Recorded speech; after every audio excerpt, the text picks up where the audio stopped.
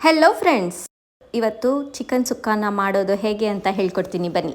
So ಮೊದಲಿಗೆ chicken clean ಮಾಡ್ಕೊಂಡು ಅದಕ್ಕೆ ಮೊದಲು ಮೊಸರನ್ನ ಹಾಕಿ ಜಿಂಜರ್ ಗಾರ್ಲಿಕ್ ಪೇಸ್ಟ್ ಮತ್ತು ರೆಡ್ ಚಿಲ್ಲಿ ಪೌಡರ್ ಮತ್ತು ಕರಿಬೇವನ್ನ ಹಾಕಿ ಮಿಕ್ಸ್ ಮಾಡ್ಕೊಳ್ಳಿ. ಮತ್ತು ಅದ್ರ ಜೊತೆ ಸೋಯಾ ಸಾಸ್ ಮತ್ತು ಟೊಮೆಟೊ ಕೆಚಪ್ನ ರೆಡಿ ಮಾಡಿ ಇಟ್ಕೊಳ್ಳಿ.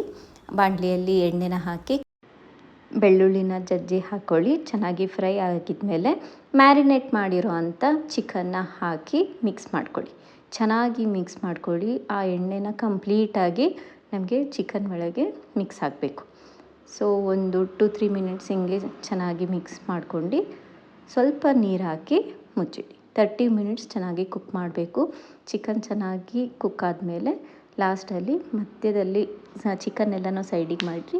ಮಧ್ಯದಲ್ಲಿ ಎಣ್ಣೆ ಇರುತ್ತಲ್ವ, ಆ ಎಣ್ಣೆಯಲ್ಲಿ ಸೋಯಾ ಸಾಸ್ ಮತ್ತು ಟೊಮೆಟೊ ಕೆಚಪ್ನ ಹಾಕಿ ಎರಡೂ ಸಾಸ್ದು ಹಸಿ ವಾಸನೆ ಹೋಗೋ ಹಾಗೆ ಫ್ರೈ ಮಾಡಬೇಕು.